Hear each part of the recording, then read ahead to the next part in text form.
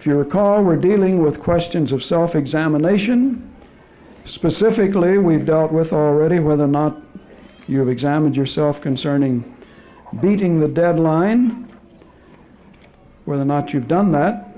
If you're waiting for a more convenient time, well, he can come and go,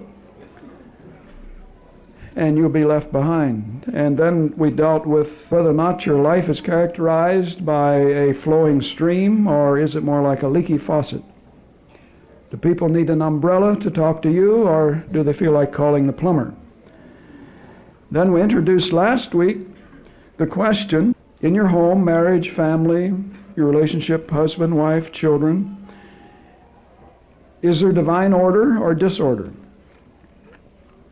Now, last time we were dealing specifically with the disorder that's in so many homes in America because they don't follow the divine order in the Bible. There's disorder, and we were dealing, first of all, with the relationship between parents and children. And we showed the typical home in America is the child-centered home. Now, you want to know what's wrong with this generation? That's one of the basic reasons. In a child-centered home, you have permissive parents. They tolerate all sorts of disobedience and backtalk. There's no good example set by the parents. The children grow up being rebellious and disobedient and so forth. Now, we've already dealt with that, so we won't cover it again. Just briefly to say that we gave you 3 points. That first of all, in the child-centered home, where the child is the center rather than the marriage or the parents being the center of the home, and that's typical in America, we said that in such a home, the child is encouraged to express itself. That is, do what you want within limits. Now, actually, this is the view of psychology. Don't restrain children too much or they grow up with all sorts of problems. Everything from phobias to, well, you name it. Now, the parents in America don't have to be taught that by the psychiatrist because that's the easy way to go. You just don't do anything about what your child is doing wrong, or you don't take your responsibility. That's the easy way to go, so most people simply go that way. They're encouraged by the psychiatrist. We said in a child-centered home, secondly, that the child is allowed to believe he can have rewards and privileges without responsibilities. We're living in an age where children today, if they do anything, well, they have to get paid for it, and they're rewarded with large allowances if they're not paid specifically for each job done. That can't even be debated that happens. In fact, you're a rare child if you aren't spoiled by your parents in just that way. Thirdly, in the child-centered home, the child is allowed to grow up believing the home is a democracy and that he has an equal vote. That is not Bible, isn't taught in the Bible, and it's a part of the problem. But actually, as we showed you, the child learns quickly by his ability to manipulate and to lobby for his cause. He learns quickly that his vote is worth at least as much as both his parents, and generally it's worth more. Now, we gave you examples of that. One of the things that promotes that is the idea that the parents look upon the child as an adult with a small body, because they get his opinion, his approval, in everything from marriage to whether or not the father can change jobs or move to a new neighborhood. Now, it's interesting that we moved back in the Depressions when I grew up, the 20s and 30s and, well, early 40s, but 20s and 30s. And we moved several times. I mean, not just from street to street, but from state to state. My father would improve his employment or whatever, or we would improve the house we were living in.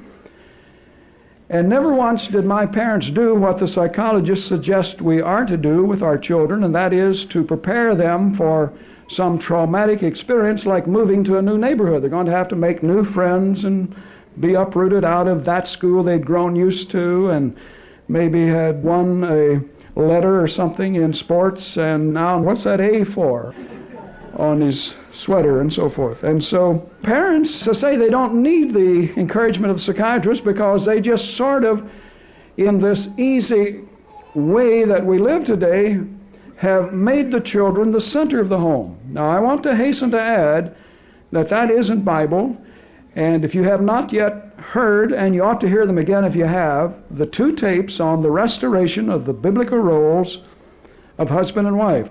There's neither male nor female in Christ, but he doesn't change the roles of man and woman. Because the same roles that you find in the Old Testament, you find in the New. And even church leaders and schools, religious schools, teach that the roles have changed. At least try to imply that, but they haven't. But as I say, we moved several times. I mean, a lot of times. It wasn't because we didn't pay the rent. We were just improving the situation. And I never, ever recall my parents, not even slightly, hinting to me that it was any of my business where we moved to. And I never took it as a slight. Not once did they ever sit me down when I was 7 or 8 or whatever and say, son, we've got something important we want to talk over with you. And there comes a time in every child's life when they have to face some traumatic experiences, and this is one of them, and we want you to be a little man now in what we're going to tell you. Now, I'm not making this up. This is the way it is in the average family, if not by the same words, the same technique and philosophy. And Dad was going to tell me, well, now, son, I think I need a drink of water, he says. And off to the kitchen, hoping Mom will tell him while Dad's gone. Comes back, and they're both sitting there, son looking quizzical, mother waiting. Well, son, why don't you tell him, dear? And she says, now, son, I want you to be brave. You know we love you. We're going to have to move. Oh, don't think too badly of us. Not once did they ever consider whether or not I thought it was a right move. If a moving van pulled up, that might be the first I learned of it. We move so much. Hey, Dad, what's that? That's a moving van. Get out of the way. If you don't want to get hurt. And I didn't say, oh, what a trauma. I'm going to have to make new friends. I would have said, praise God, or hallelujah, or oh boy, or something. Back in those days, it'd probably been oh boy. Get to move. New neighborhood, new friends. I was getting a little tired of those old ones anyway. Well, let's move on tonight. That's where we left off last time. Quit making your children the center of the family. Now, don't ignore them. You know, you don't throw the baby out with the bathwater. We're having to emphasize the side that's being emphasized today. As someone said, if everyone starts building houses and leaving the windows out, we start talking about windows.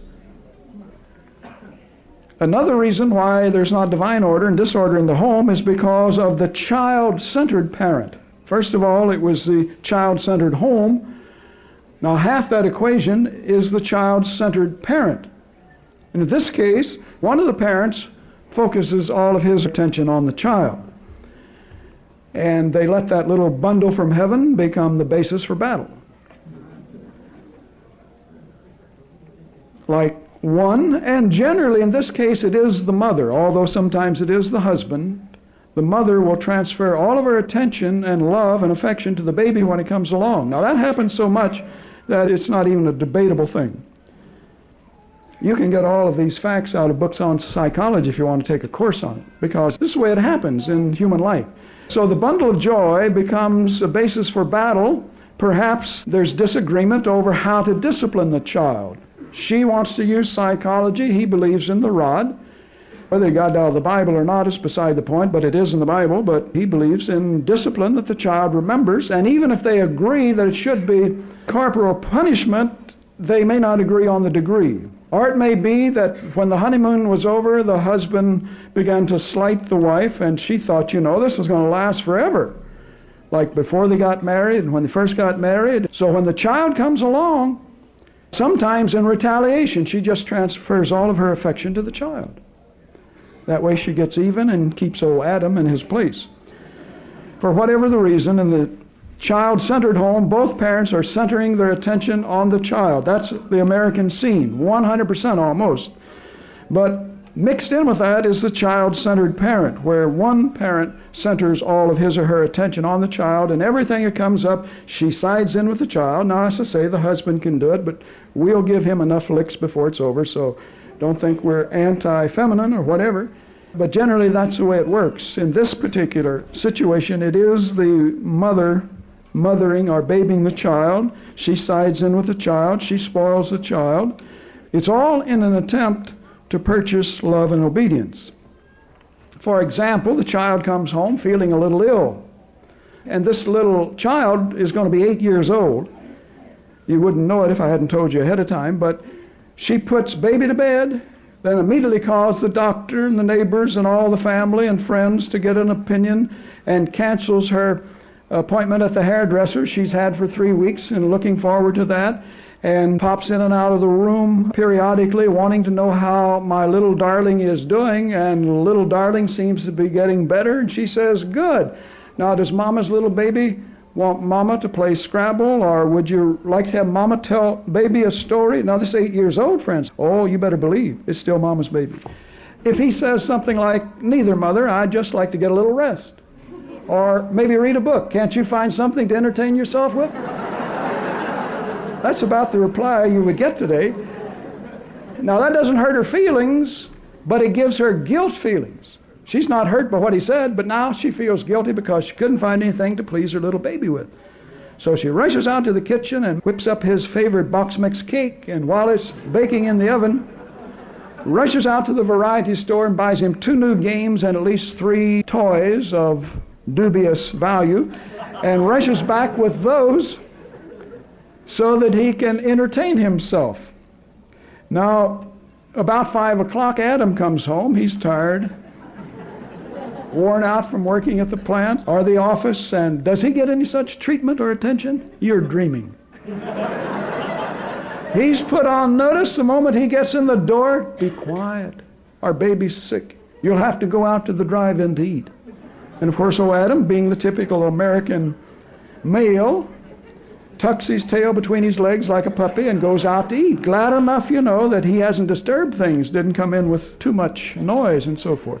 Because you see, she has all she can do, has her hands full trying to take care of little baby. And then they both wonder why little baby, when it develops an adult body, it's big, 200 pounds, and even gets married, why it's still a child. You don't have to wonder. Now, that's the second reason why homes today are not in divine orders, because the children are giving the orders. And the parents allow it and promote it. Now, a third thing I want to mention along this line about parents' relationships to children, there's one thing in common in the child-centered home and the home with the child-centered parent. Actually, 3 things in common. Is in those homes you'll find permissive parents, you'll find a lack of discipline, and you'll find the parents are setting a very poor example for little Johnny. Now, permissiveness is what characterizes most homes in America. Parental permissiveness. They're allowed now anymore to start dating and thinking seriously about girls from 1st grade. And as soon as they can get a driver's license, why, they're out, with dad's car in the date. And this is when generally they take up smoking and drinking and getting into heavy acid rock or whatever. And the parents, permissive parents, and remember when we use that term, we're just saying the parents in America, for the most part, you see, they don't want to get too strict with them because they may develop a dislike for their parents, and they're going to have to give in here and there. They don't want to discourage their children anyway. So they never can really bring themselves to lay down the Word of God. You thought I was going to say law. Lay down the Word of God and say this is the way it has to be. I'm talking now about Christian homes because it's the same in Christian homes as it is not. In fact, I could tell you stories that would curl your hair that we've witnessed in Christian homes. Children are just like puppies. You just let them do what they want and get into what they want, is the attitude even in Christian homes. But anyway, they can't bring themselves to tell that little darling to turn down that eardrum-shattering stereo so we can get a little peace in this house. are to quit watching all of that sex and violence and occultism on Trashy Vision, are to hang up the phone. I have to make a call. I read somewhere recently a teenage home is one in which a parent never picks up a cold telephone. Enough said. Can't bring themselves to insist, that they get home at a certain time and do this or that. And while they generally don't actually ask Junior if they can use their own car. Now, Junior's a teenager. You see, he's dating, and he may want to take his date to the movie on Saturday. And so about Thursday, good old Dad, he starts talking loud enough for Junior to hear, saying to his wife, well, I'm going to have to go to the office and work most of Saturday. I'll be needing the car, dear. I just wanted to let you know. But Junior's picking it up. He can't ask for the car. That's an indirect way asking his permission. So you don't have to say, no, or Dad, take the bus or a cab, which is what he would do in the average situation, rather than turn poor Junior down because it might frustrate him. Make him start biting his nails or something. Or Eve says to Adam, so that Junior can hear, Saturday's the night we had planned for our bowling party with the Joneses. They're getting permission. Mother knows her daughter isn't going to get any trouble with a boy, but she just puts her on the pill to play it safe. And Dad suspects there's some hanky-panky going on with Junior. But he just turns the other way, looks the other way, and hopes he doesn't come in with a bad case of VD or something. Now, if you want to know just how bad the illicit sex and illegitimate babies and VD is in America through permissive parents allowing everything in the world to happen, there's a book called Every Wind of Doctrine. You can read about the morals of America today. So permissiveness. Another thing is discipline. Discipline unheard of. After all, parents don't want to appear as an authoritarian figure, and so you can go into Christian homes, dear friend, you can go into Christian homes, not just unsaved people, and you'll hear parents tolerating rudeness out of their children, backtalk, disobedience, a lack of discipline, totally a lack of discipline. According to Proverbs 13:24, he that spareth the rod hateth his child, but he that chastens the child loves him. So toleration of rude conduct and backtalk and disobedience is not just bad for the child, it's bad for the parents. It's bad for both. So you better start laying down some rules. Now, some of you, it's too late. You're going to have to do your claiming by faith. But you better start laying down some rules while they're still in the diaper stage.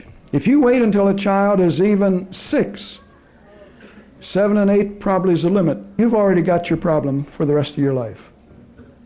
Now, I'm not saying that faith can't straighten it out, but you'll just probably have a few years of learning how to walk by faith and believe that that son who's getting worse and worse and worse, or daughter who's turned into a tramp, really will be saved in the end. So what I'm saying is, you better lay down some rules now while you still have a chance to do something about it. And as you leaf through the Bible, you won't find what is taught today by the psychologists that the home is a democracy, but in the Bible you'll find the home is a parentocracy. The parents are in charge. All one has to do is look at all the confusion and the chaos in this sick mess that the world is in, and you'll find that the Bible way is still the best way. The Bible way is the only way for a Christian, or they're going to pay the cost. You read all the time how the world's going to be blown up by an atom bomb, so build a bomb shelter. It isn't going to be blown up by an atom bomb. God's going to supernaturally judge this world. It isn't going to be blown up by an atom bomb, but it is being torn apart by some atom bums.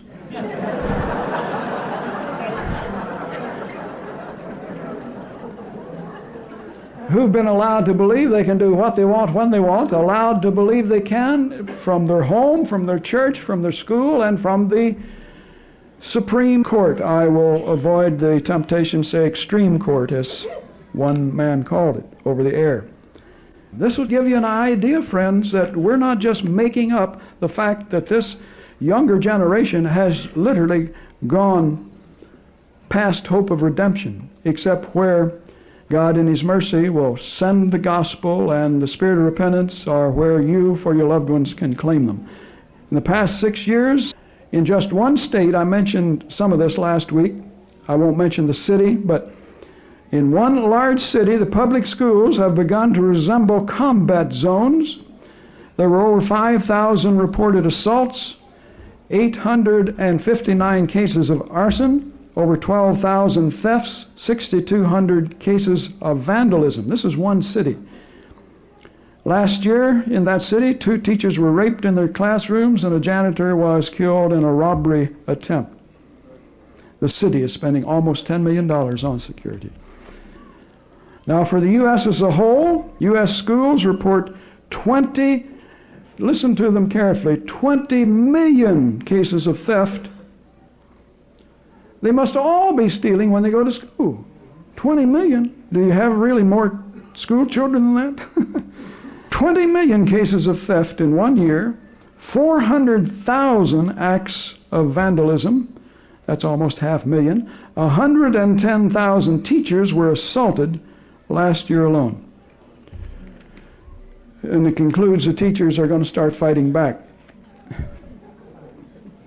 I'll tell you, rather than fighting back, you better get all of those psychiatrists and psychologists and liberal educators fenced in somewhere and ship them off to an island, and then parents start teaching their children what to do. Oh, that's tragic. And I've got a file full of stuff like this. One of the major reasons why parents fail, most fail, really to discipline their children. You don't discipline a child because you yell at it, no, or slap it occasionally, but one of the major reasons is because the devil, the psychiatrists, and the psychologists lay guilt feelings on the parents if they punish or discipline their child. Or the neighbors are called in the welfare people. Just to spank a child because it's been disobedient. Thank God all of mine got reared before today. I've got other things to deal with without having to look welfare authorities in the face. What did you do to your child? Look there, that poor thing. Yeah, 200-pound brute, because I paddled him with a Board of Education. I would still do it, welfare department or not, if he needed it. But parents don't discipline their children. One psychologist on the radio, they were talking about all the ways that were wrong to rear children. Discipline is the wrong way. He said, I disciplined my child 3 times in all his life. And he said, I felt guilty ever since. You know, you thought he was going to say at least something good on the conclusion, but he felt guilty. And so he lays guilt feelings on you if he can.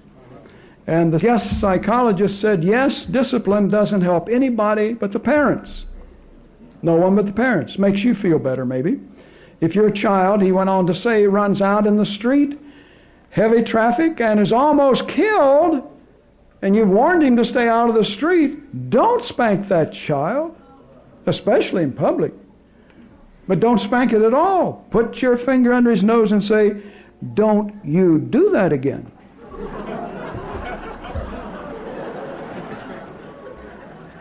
No. Oh my. You wonder why we want to ship them off on a slow boat.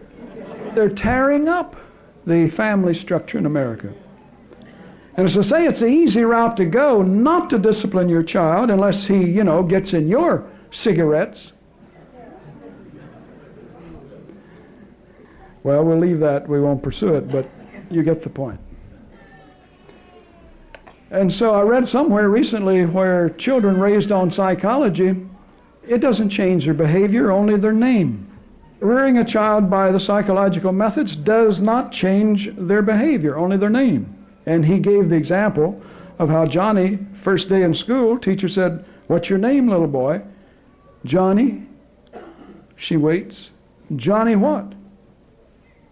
Johnny no-no. That's all he knows. You know, he's never been disciplined. Every time that they don't want him to do something, it's Johnny no-no. Well, that's the way it is. It didn't actually happen, but that makes the point to be understood. So a lack of discipline, permissive parents, these things are largely to blame for all the schoolyard crime, the alarming increase in teenage and youthful suicides. Parental permissiveness, a lack of discipline, is responsible for 10-year-old alcoholics and junkies, 10 years old, 13-year-old prostitutes, 7-year-old muggers and murderers. Now that is all literally true. It happens every day.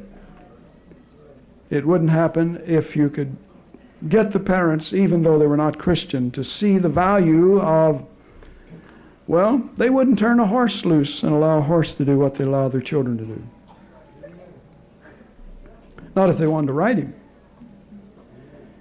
There are some parents that will occasionally discipline a child, and the child knows that he or she can expect it, but they're reared on this diet of allow the child to express itself, and because of the morals and ethics they picked up not from church, because they don't really teach them anymore, but what they picked up on television allows them to think that if there's a situation arises where they may be disciplined, they've really, disobeyed about something, because of the morals and ethics they pick up on television, they think if they can turn this thing into a humorous situation like they see in those situation comics, they can get out of it, just a big laugh.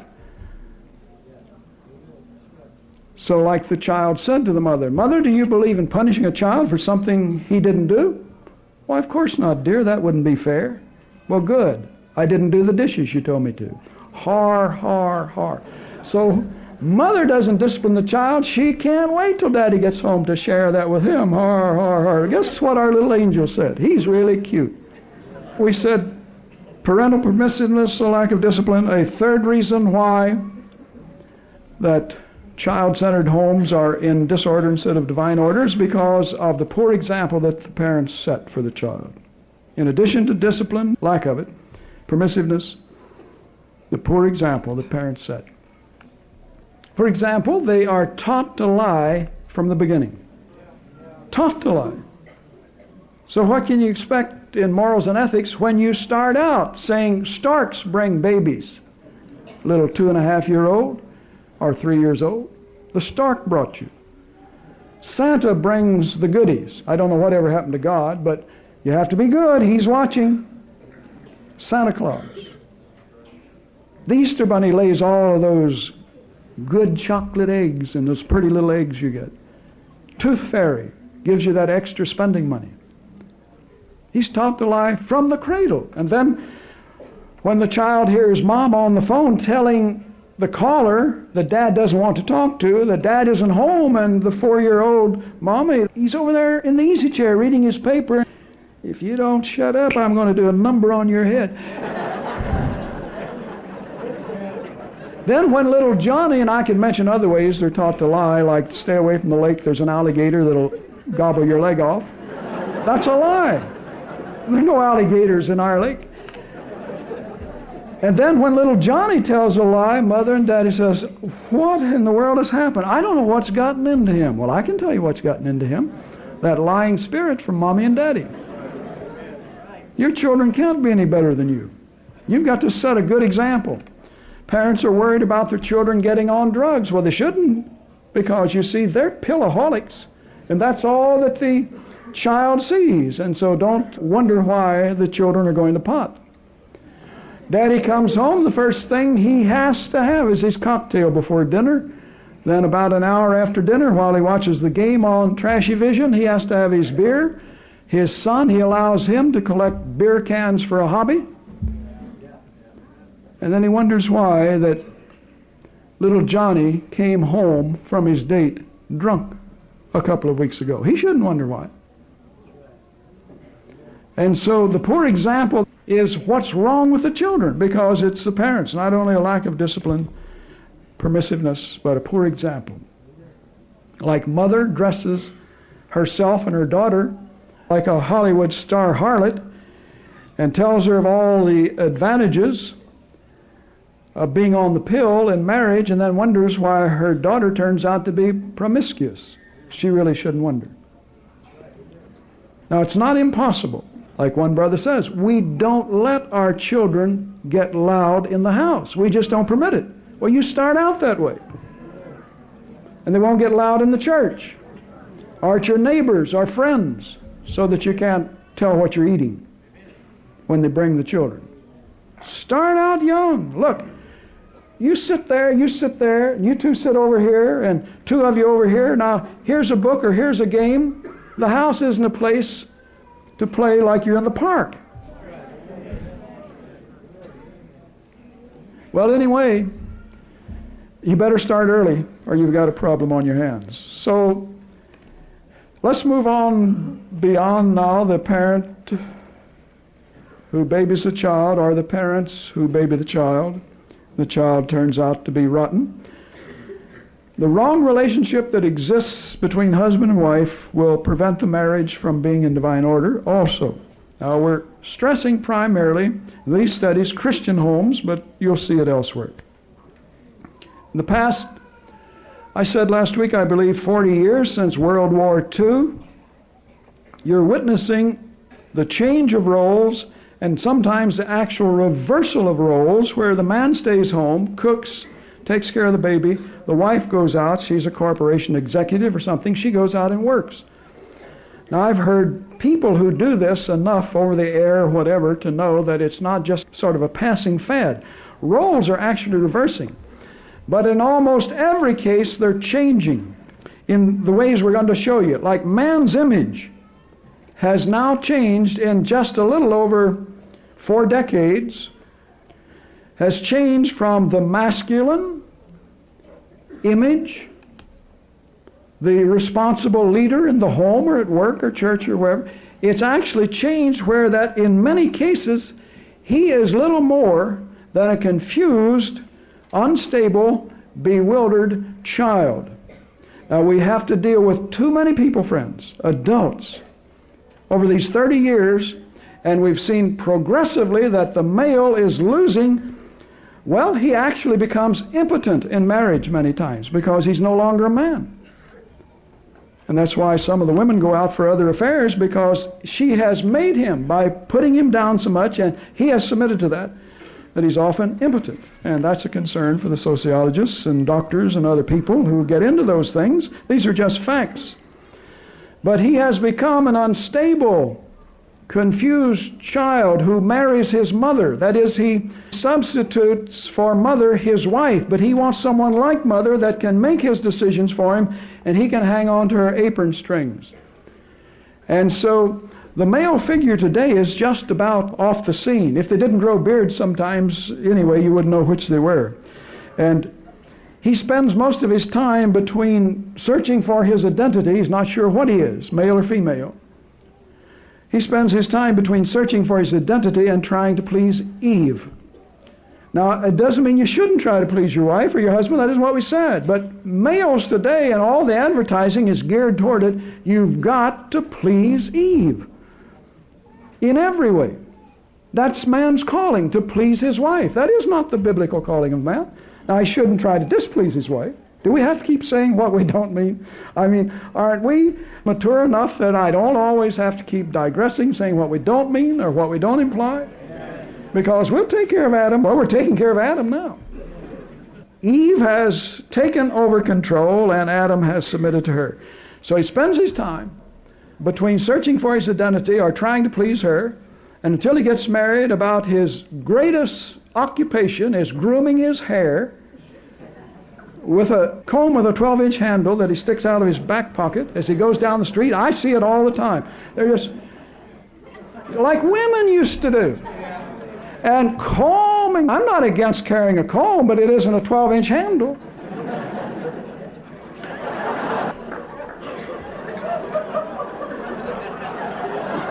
And they're not ashamed or embarrassed. You've seen it enough to know you don't need a movie of what I just did, but that's the way they are, effeminate. And I'm really glad I'm a Christian. I really am. Because the temptation's there sometimes just to get out of the car and ask the girls where their dresses are. Until you see the beard or mustache, then you know you're not addressing girls. Oh, it's pathetic, friends. Now, if you've grown up in the past 40 years, you're a part of that. That doesn't mean you're involved in it. You wouldn't be here.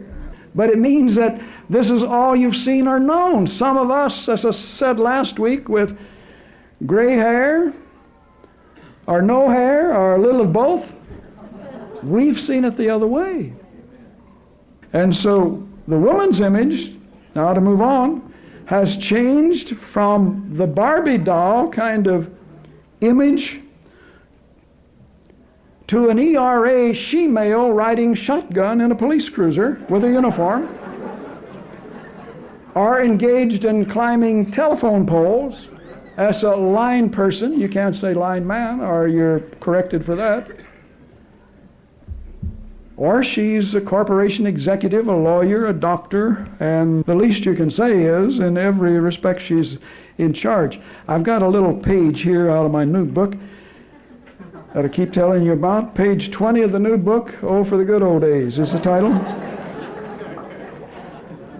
Barbie doll was taught to stay on a diet, out of the sun, avoid carbohydrates, dress feminine, faint during a crisis, stay home and rear a family, and only move her lips when she smiles, lest she develop wrinkles around her eyes. Barbie doll. Liberated woman, she couldn't care less what her face looks like. She dresses like her husband in a suit and tie if she's a corporation executive, and she often is, or blue jeans if she works down at the factory, which looks like she's been working at the factory or just come out of the coal mines. She jogs 20 miles a week, lifts weights with her husband, drives a truck or the family Jeep and wouldn't be caught dead in a Lincoln or Cadillac, because that wouldn't be the end thing. And she runs things, not the lawnmower, but she runs things at home, office, and church. If she's single, she's often a loner who can take care of herself, having a black belt in karate. She loves competition with the male chauvinists. She's been on the contraceptive pill, even though single for so long she's had to take up shaving because of its male hormone, I guess you know. The butterfly has, by reverse metamorphosis, turned into the caterpillar.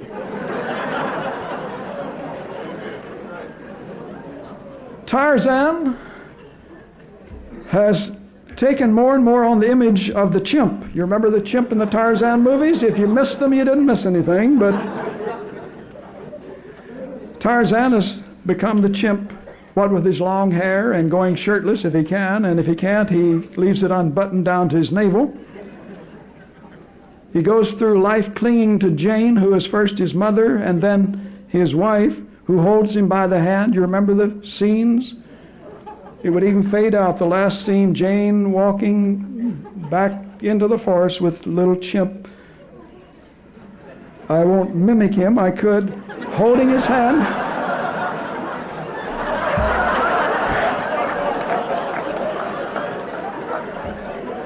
Hungering for Jane's approval, or disapproval for that matter, just as long as he can get attention from Jane. Typical husband. Friends, if we're talking about you, you've got time to change. Well, that's just page 20 out of chapter 4 of the new book. If you're an overcomer, you are busily engaged in the transition back to the biblical images of men and women and husband and wife. If your marriage is still not the A, remember the A where you've gotten together and you're going on together, or the I where you're both walking together and going the same direction, then it could be that there's some reasons, even though you're Christian and charismatic and you've had all of this teaching over the years in this church, there could be some reasons why it's that way. It's disorder instead of divine order, some things you haven't dealt with. So in this study tonight, as well as next week, Lord willing, we will deal with some things that are quite realistic. As I say, we're not trying to be humorous. It's where people live. And these can be some reasons why your home is still in disorder. Even though you say, I've claimed that our home will be in divine order and all of that, the reason it isn't sometimes is because you're still trying to manipulate each other rather than minister to each other. So you can put it in the form of a question. Are you still trying to manipulate one another, husband and wife, or minister to one another? If you're still trying to manipulate each other, it's because you still haven't gotten your healing for your eye disease. Your eyes are still not healed. Eye disease? Yes. I want this. I dislike that. I think you're wrong. I'm okay. You're not okay. I disagree. You're still a victim of that. And so until self will get up on the cross, and that's all of those deeper life studies, so you know already what we mean by that. Until self gets up on the cross, then manipulation of husband and wife will still prevail rather than ministry to one another. Now, why do people want to manipulate one another? It just seems to go with the marriage, you know. Why do they want to do that? Why do they use tried and true methods of manipulation that's passed down from Adam, literally, and then devise some of their own that Adam couldn't have thought about in 10 million years? Well, first of all, it's to get their own way. You're really on the cross if you're not trying to get your own way. And you can find 1,000 reasons to justify why you're right and she's wrong, or vice versa. Secondly, you manipulate in order to get people to do what they really don't want to do. And thirdly, you manipulate because you want to get the other to do what they would not have done without manipulation. Now, they're not the same things, what we said. You manipulate because you want to get them to do what they wouldn't have done without the manipulation. And you do that in such a way as you get him or her to think it was their own idea. Wives are especially good at this one. And that way Adam can keep up his image that he really doesn't have anyway. But she can get him to think, you know, it was his idea by the way she deals with her manipulation methods. Or the one who's manipulating gets the other to think that this is what they would have done anyway had they thought of it. Why, yes, I would have done that. Why didn't I think of it? Or they manipulate them by bribes. There are all sorts of bribes. You can make your own list. Money, credit card, dear, duplicate of mine, praise, sex, sometimes even threats, little hints like, well, if you don't, you'll be sorry. Many ways to manipulate. Now, the manipulation, counter-manipulation pattern is what I want to deal with. This is one of the ways that husbands and wives keep the marriage in the Y condition or the O, you know, where they're going in circles. You remember the yes, I do acrostic? So that it never gets into the A position where they come together, or the I position where they're going together in the same direction. This game they play, the first one we're going to deal with, there are others that we'll get into next week, is called the manipulation, counter-manipulation pattern. For every manipulation, there is a counter-manipulation. If wife gets her move in first, then husband has to counter that. Let's give an example. Of course, this works not just in the area of vacation, but I'm going to use vacation because it's so readily recognizable by probably everyone in here if you've been married over a couple of years. Well, let's say 5 years. We'll deal with the vacation and show you how manipulation, counter-manipulation works. Now, the principles can be applied to many, many things in the marriage, and you see these things happening, and as long as you are going to try to manipulate her and she's going to come back with a counter-manipulation, it may be 6 months later when she gets her lick in, the marriage will never succeed. And we're talking about let's have successful marriages. How can you be an overcomer with an unsuccessful marriage? You overcame in everything but that. So about January, they start discussing, Adam and Eve, what and where and when they'll take the vacation. The only thing they agree on should be June. That's when the children are out of school.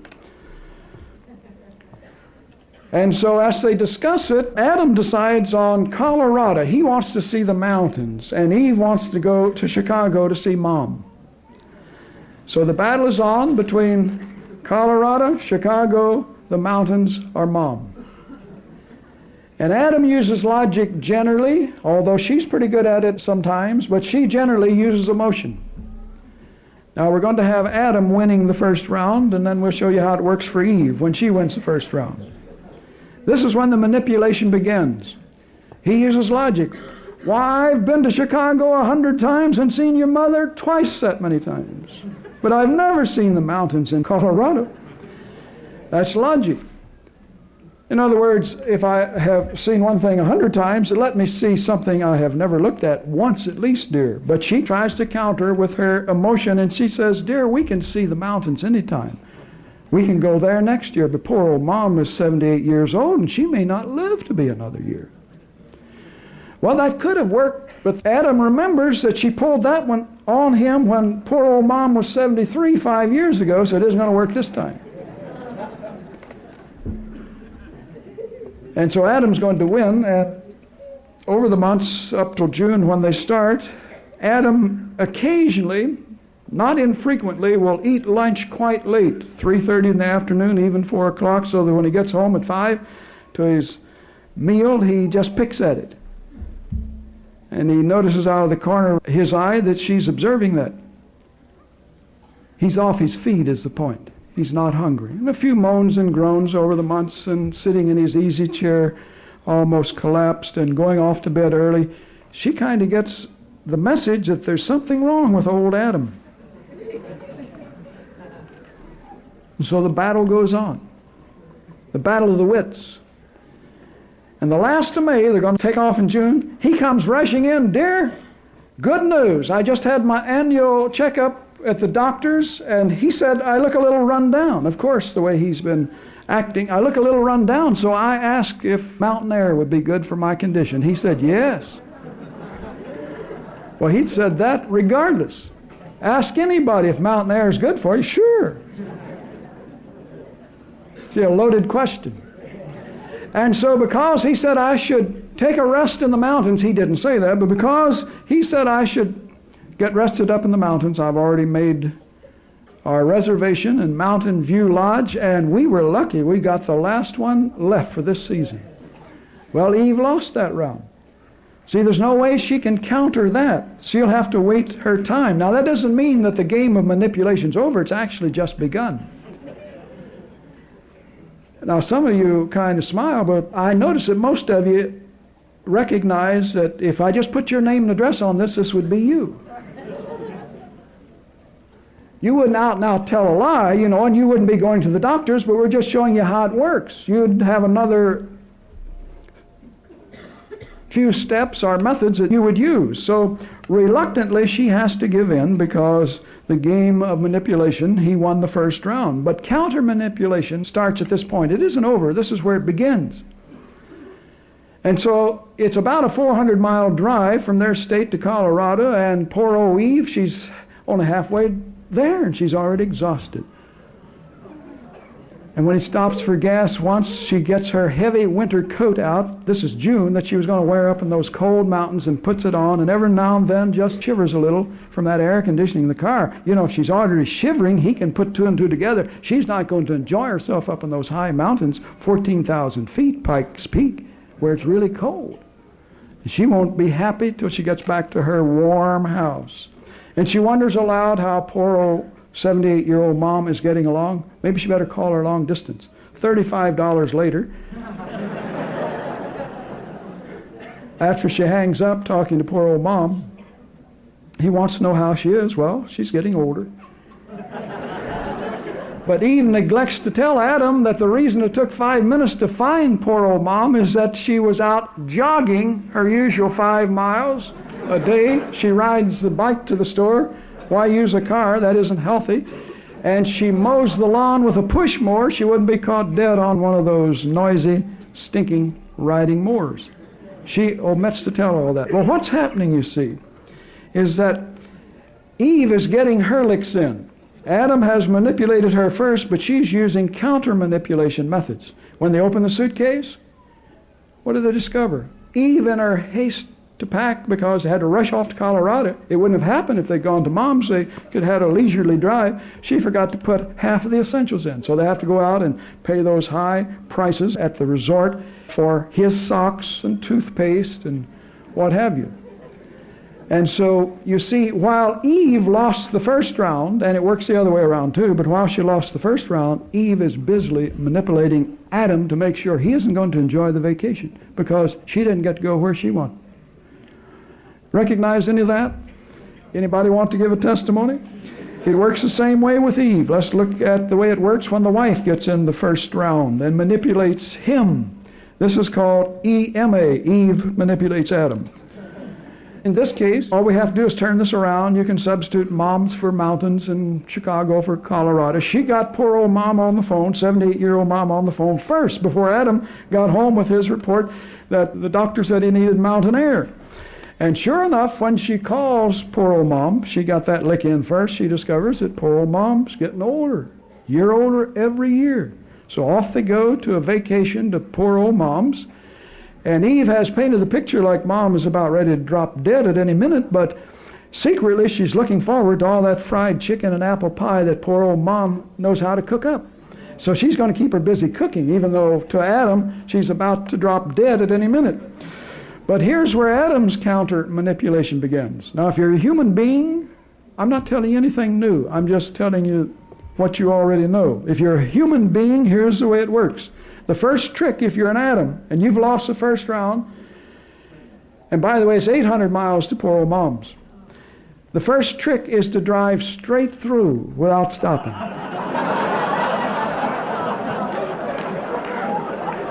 It's called counter manipulation. So that you arrived worn out, exhausted, and irritable, and it takes at least 2 days to get yourself adjusted so you can even enjoy poor old Mom's cooking. And along the way, Adam makes sure he isn't hungry.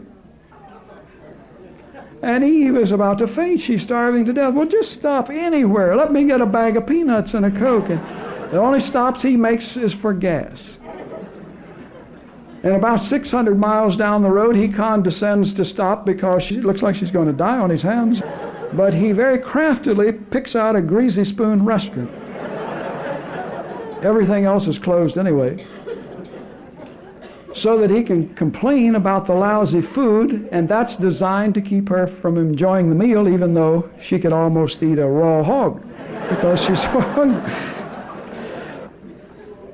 Oh, if you're a human being, you ought to be able to recognize it. I don't know of any exceptions to these things. The scenario is just a little different, maybe in your case. And so when they arrive at poor old Mom's and they have to sleep in a day or two to get adjusted and rested up, about the second day a new pattern develops with Adam. He begins to complain about heartburn and indigestion. Now, he wouldn't say it's poor old Mom's cooking because secretly he enjoys it better than his wife's.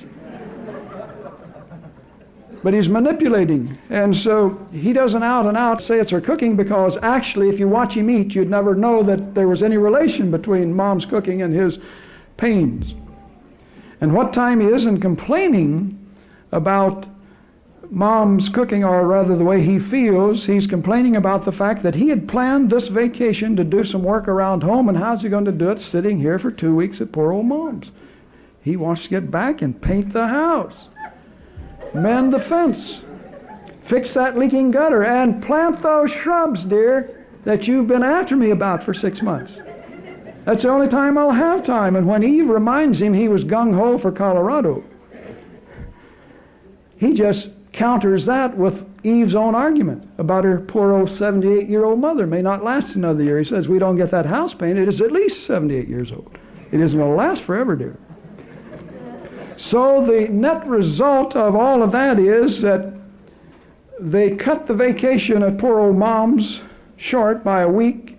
And of course Adam, using his counter manipulation methods, drives straight through back.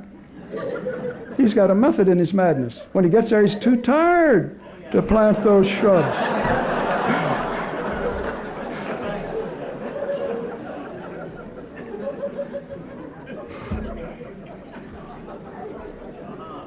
Which one of you did that? That the Lord showed me about you. I didn't get names and addresses, I just got people. Human beings. So he's too tired. He's got to rest up before he goes back to that grind at the office. And he's sly enough, maybe bold enough, to even suggest, well, dear, we could get on the plane tomorrow and we could do our resting in Colorado. Only takes a few hours to get there. It does. You're there by noon if you leave here in the morning. We've done that. I'm not telling about us, but we've done that.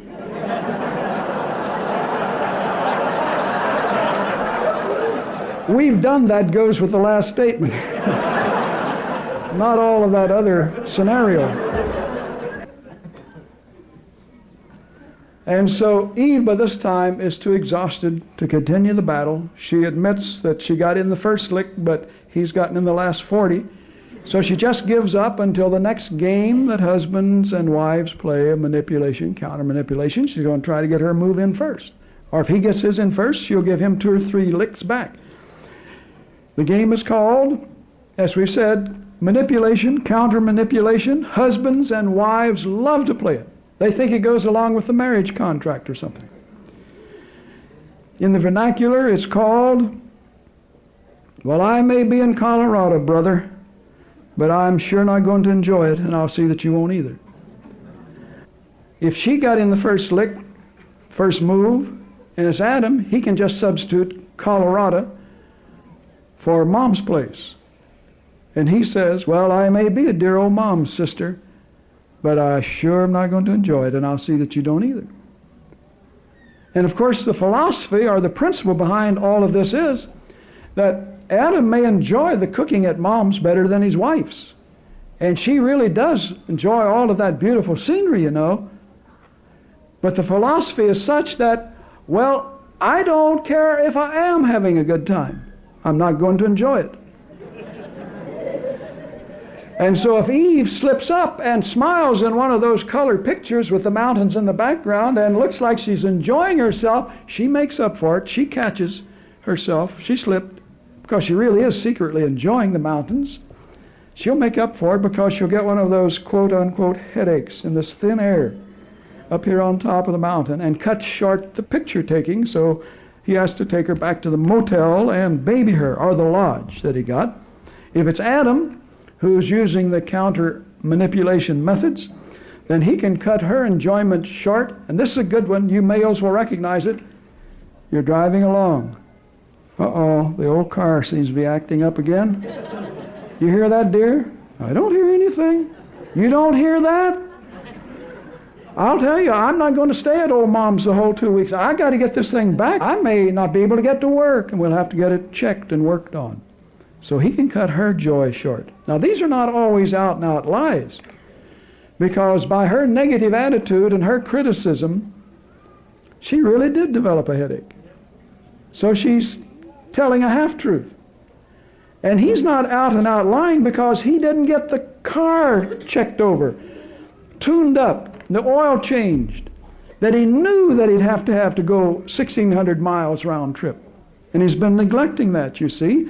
And all along the way, she doesn't know that because, well, a lot of ERA women would, but he's been buying that cheap gas. So if the motor pings, if you go over a little rise in the road. You don't hear that? Well, I have been hearing a ping, ping. And so, you see, he can cut it short. He's counter-manipulating. There are other methods that are used. The manipulation, counter-manipulation, is just one. I want to come to another one tonight, and this one I call trading licks. Trading licks. I'm telling you why the marriage doesn't work. I'm not giving you a lot of theological doctrines and philosophy. We're just right down to practicality in these studies about divine order and disorder in the home. Because, you see, this is where you live. Trading licks, unlike the manipulation, counter-manipulation pattern, where every move requires a counter-move by the one that got manipulated first, like in chess, when you move, then I move. Unlike that, in the trading licks game that husbands and wives play, the motivation is basically to get even. He stepped all over you, and you want to get even. In the vernacular, we gave you the vernacular for the other. I may be in Colorado, brother, but I ain't going to enjoy it. The vernacular for trading licks is, if you push my buttons, I'll push yours. You just wait. You get me upset, your turn's coming. All right, the scene is the little red house halfway up in the next block. As we move in, we hear Eve talking to Adam. It's Friday, late. And Eve has a way of not springing things on Adam until midnight, right at bedtime, so he can't sleep, worrying about this or that. She doesn't tell him Thursday or Friday at 5 o'clock after dinner or whatever. She waits until he's ready for bed. And so Eve is talking to Adam. Dear, some of the girls, we want to go to Fort Wayne tomorrow, Saturday, and shop. Would you mind terribly getting your own dinner or going out to eat? What? Adam says. Why did you wait till Friday to ask me? You always wait till the last minute.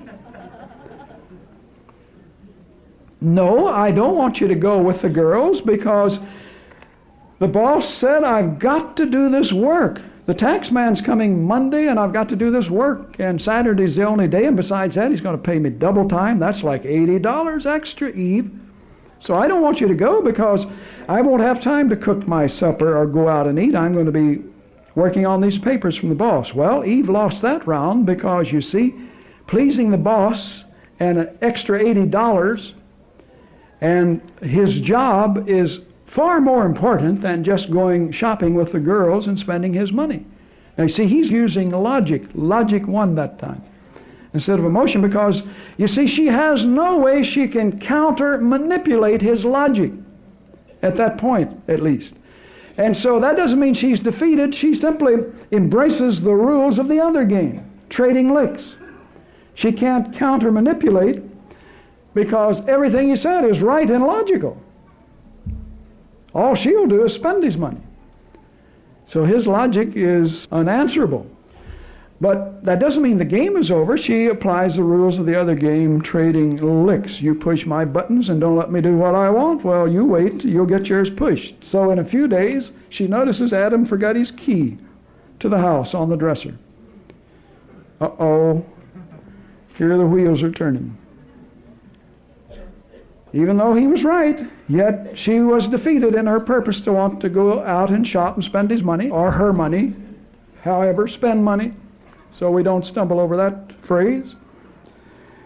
And she knows that Adam gets home at 5 o'clock on the dot, wants his nice hot supper right at 5 o'clock. So at 4:30 that day, when she noticed he forgot his key to the house, she discovers she's out of toothpicks. Or paprika, whatever, something really earth-shaking. So she proceeds at 4:30, he gets home at 5, 10 miles to town to the store, locks all the doors and the windows. She says to keep the robbers out while she's gone, but she never bothered to do all of that before, and takes off for the store. Scene changes. Here drives up Adam. Hungry, because you see, he's not working some method to get to Colorado. He's just hungry. He's not eating late, you know. So guess what? He can't get in. Tries all the doors and all the windows, and then he remembers the bathroom window. Nobody locks the bathroom window. Locked like it's nailed shut. So he goes around banging on windows and doors and screaming for Eve. Where are you, Eve? Until he's embarrassed as he looks around, sees all the neighbors have congregated out in their yards and hanging their heads out the windows to see if she's hanged herself or something. So, disgruntled, he goes back to the car and sits and stews. Scene changes back to the supermarket. Eve decides that, that would be foolish to come all the way to town for toothpicks. Adam would never let her hear the last of that, so she does her week's shopping. Gets home about 6:30, 6:45. There sits poor old Adam in the car, cold and hungry. Eve, what are you sitting out here for, dear? Where did you go? He doesn't answer her. He's not going to admit he forgot his key. She knows that. That's what this game's all about. Trading licks. Remember? She didn't get to go shopping.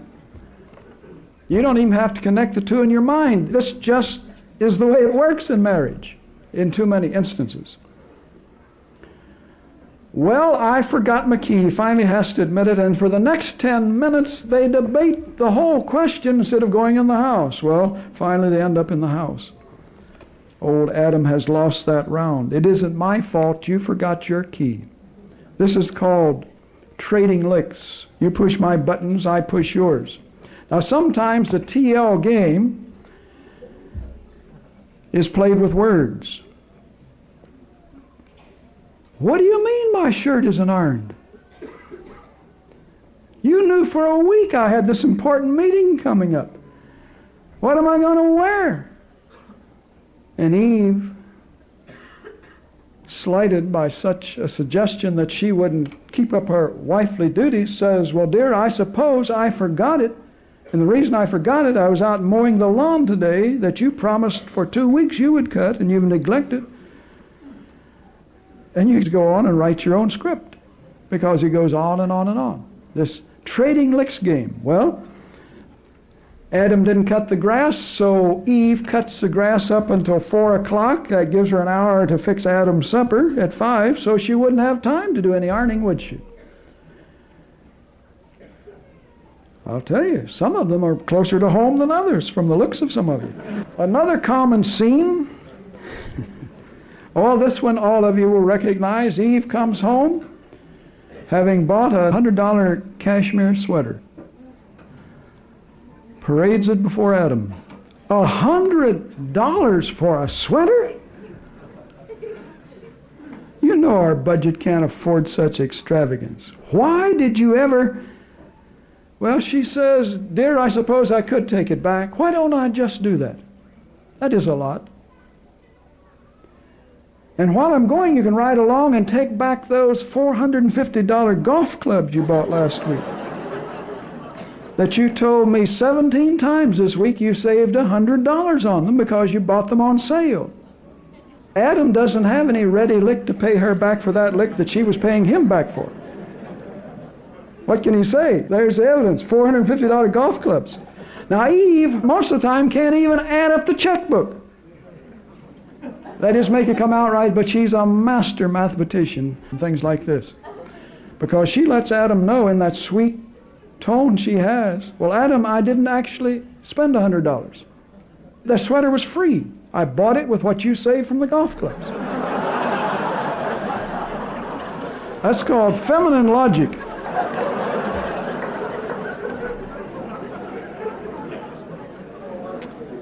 I mean, how can your marriage get off the rocks when we manipulate each other this way and play these games of trading licks? And some licks are not with words or actions, like that he forgot his key scenario. Sometimes they're very subtle. And you'll recognize this one too, where it's either the wife or the husband. We'll make it the wife in this case. Where you don't actually give them a lick, you make them give themselves one. They punish themselves. They slap their own face. Husband gives the wife a lick.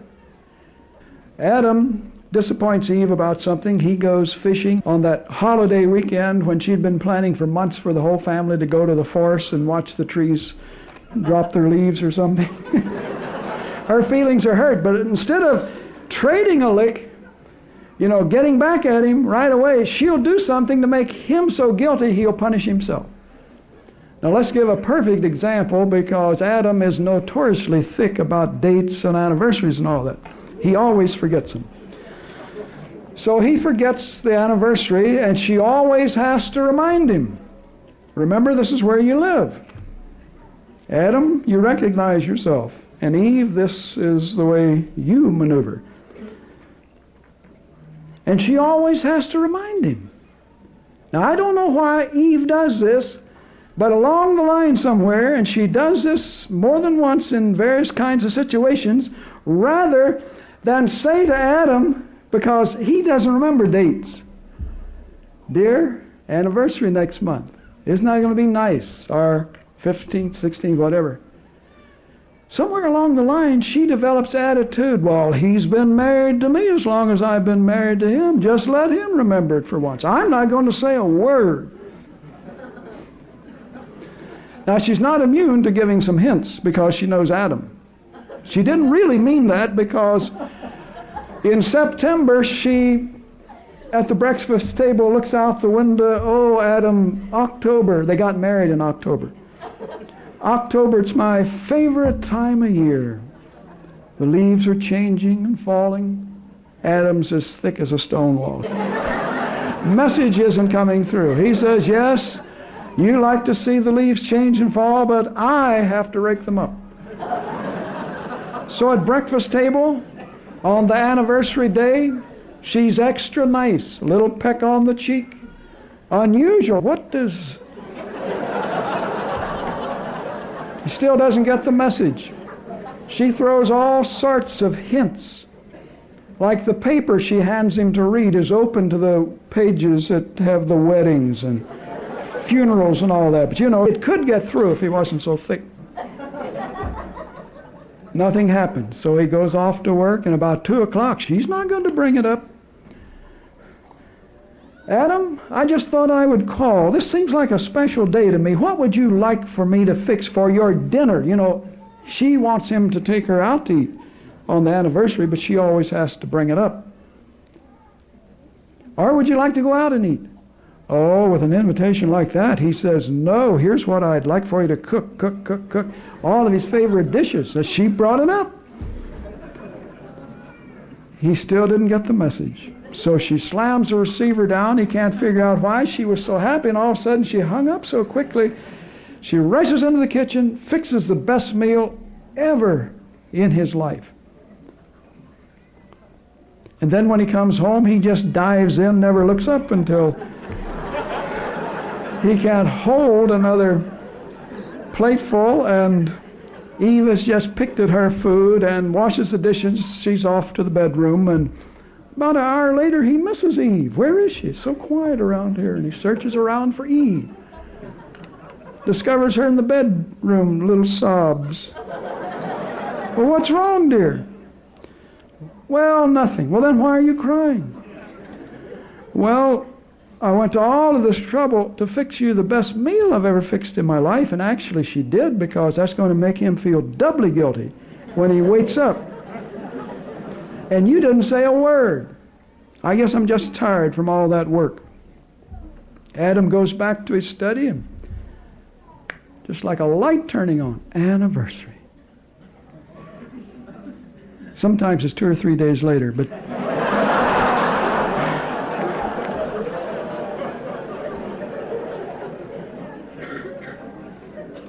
sometimes she waits 2 or 3 days later to say, you know what day this is? Yeah, it's the 20th. But he remembers, and he rushes to the bedroom. Oh, dear, I'm sorry, I forgot it's our anniversary. Oh, she says it's nothing.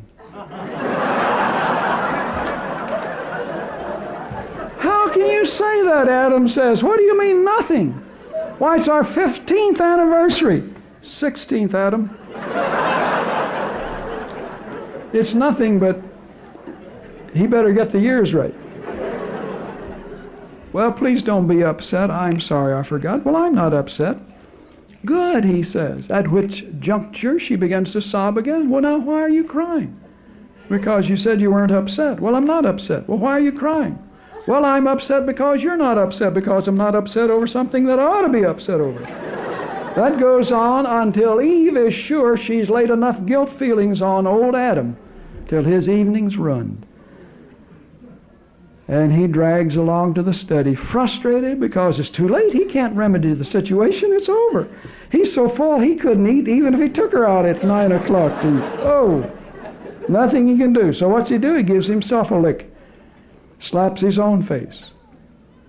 Silently, secretly, inwardly, Eve is smiling. She's sobbing, but she's smiling. Why? Well, she got in her counter lick, you see.